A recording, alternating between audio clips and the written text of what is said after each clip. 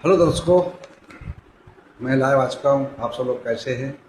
मैं यही ध्यान और भावना करता हूँ आप सब लोग कुशल मंगल से होंगे, प्रसन्नचित्त होंगे, खुश होंगे, मग्न होंगे। तो जैसा कि हम लोग धम्म चर्चा का कार्यक्रम चल रहा है, धम्मपद का पाठ चल रहा है गाथाओं का, तो चलते हैं आज की वासुदेव गाथा की तरफ, 62 गाथा की तरफ। तो मेरा तो एक ही कहना है आप सब लोगों से कि फॉलो सब्सक्राइब करो न करो ये तो आपकी मर्जी है। फॉलो सब्सक्राइब करो न करो ये तो आपकी मर्जी है, पर ध्यान लगाकर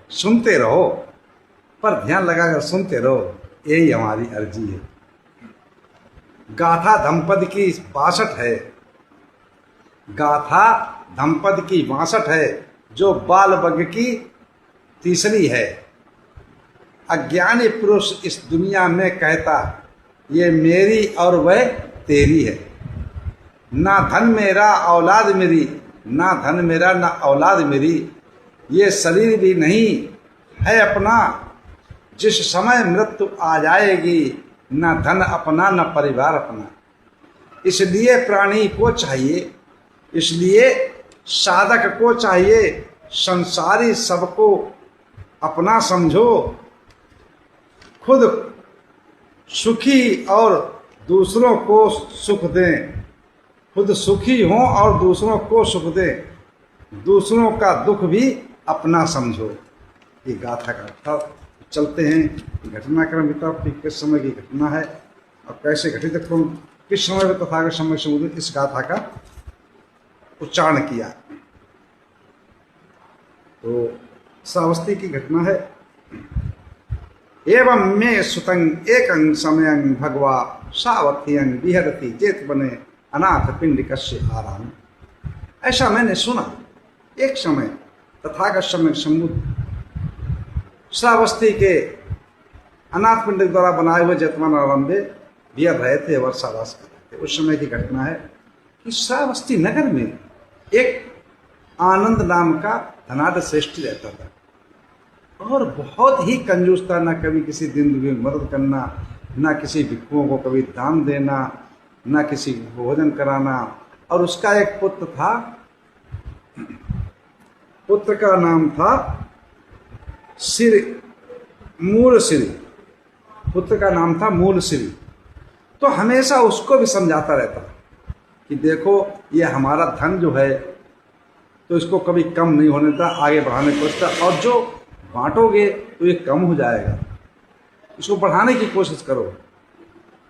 अगर दान तो करोगे तो कम होगा, दीन दुखी की सहायता करोगे तो कम हो जाएगा, इसको बढ़ाने की कोशिश करो, ये इसको घटाने की कोशिश कभी भी मत करो। लेकिन उसे ये क्या पता कि ये मेरा है, ये मेरे पास ही रहेगा, ये मैं ही यूज करूँगा।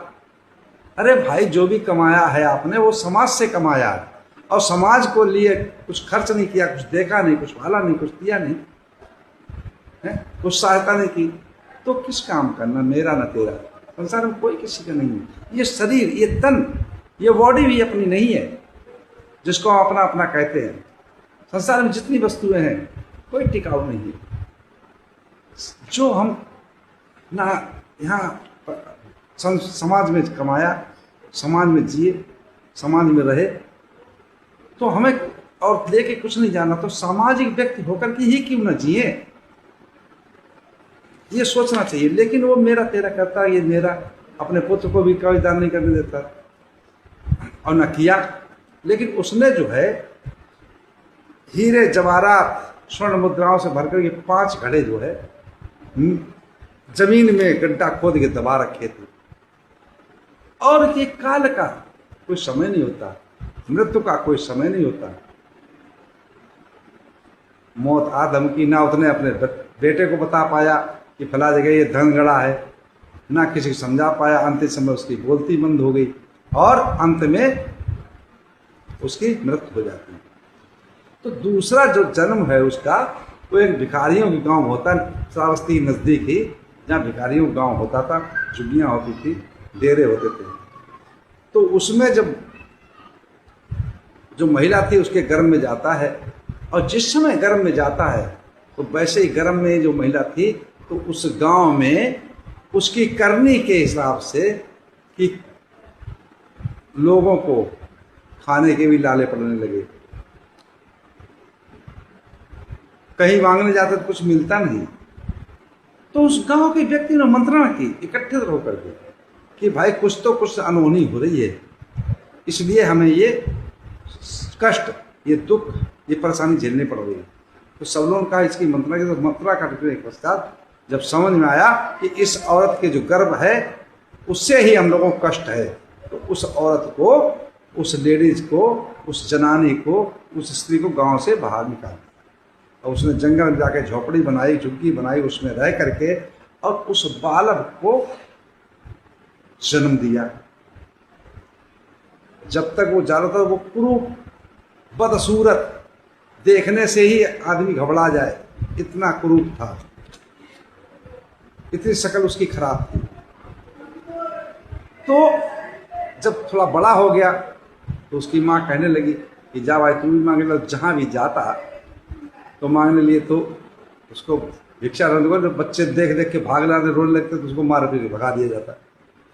इसी प्रकार से एक दिन क्या हुआ कि वो श्रावस्ती नगर में और अपने ही घर की तरफ से जा रहा था मांगने के लिए, तो उससे जो पुरानी याददाश्त थी, जो तृष्णा थी, ये मेरा वो मेरा, वो तृष्णा है, तो तृष्णा तो थी, वो जागरूक हो गई और पता लगा, ध्यान पे आ गया, ये मेरा घर था, ये मेरा लड़का, ये, और वहाँ हम मिले, सब याददाश्त आ गई। और जैसे ही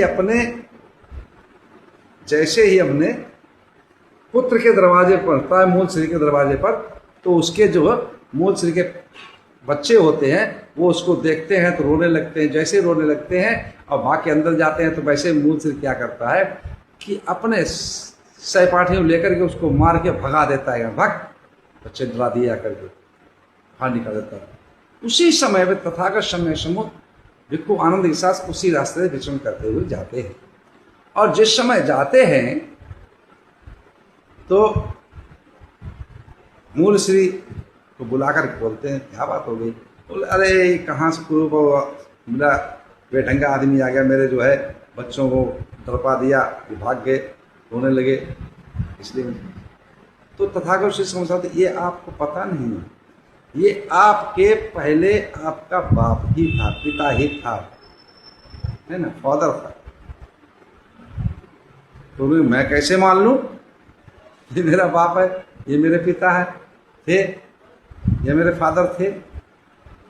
तो उसी समय उन्होंने आनंद से कहा, जब उसको पकड़ लाओ भिखारी को, जो नौजवान भिखारी था उसको बुला के लाए। तो उससे कहा तथागत सम्यक संबुद्ध ने कि अरे भाई आनंद श्रेष्ठी। बोला हाँ। वो तो ये कौन है? ये मेरा बेटा है। मूल श्री कहा, ये मेरा बेटा है। तुम्हारा घर कहाँ है? कि ये मेरा घर है। तो तुमने जो कमाया वो कहाँ रखा? कि फला फला जगह 5 घड़े दबे हुए। जब इस मूल श्री जाकर उसको खुदाई की तो वहाँ से जो है स्वर्ण असरफियों के और मन माणिकाओं के घड़े निकले। तो उसको महसूस हो गया। उसी समय पर श्रावस्ती के जेतवना में जाकर के पूरे भिक्षु संघ को उपदेश करते हुए तथागत सम्यक बुद्ध ने इस गाथा को कहा है। कौन सी गाथा को? वासुदेव दंपति की वासुदेव गाथा है और बाल वग्र की तीसरी गाथा मूर्ख की। बाल माने मूर्ख होता, अज्ञानी है, अवज्ञा, इसके अंदर ज्ञान नहीं, विद्या नहीं, मूर्ख। तो उस समय भी गाथा कहिए, पुत्ता मत्ते धना मथि इति बालो विहंयति अत्ता ही अत्थनो नथि कुतो पुत्ता कुतो धनं। पुत्ता मत्थि धनम मत्थि इति बालो विहंयति अत्ता ही अत्थनो नथि कुतो पुत्ता कुतो धनं। अज्ञानी मूर्ख लोग क्या सोचते हैं? ये धन मेरा, ये घर मेरा, ये पुत्र मेरा, ये पुत्री मेरी, ये पत्नी मेरी, ये गाड़ी मेरी, ये फैक्ट्री मेरी, अपना शरीर नहीं है, अपना शरीर तक नहीं है।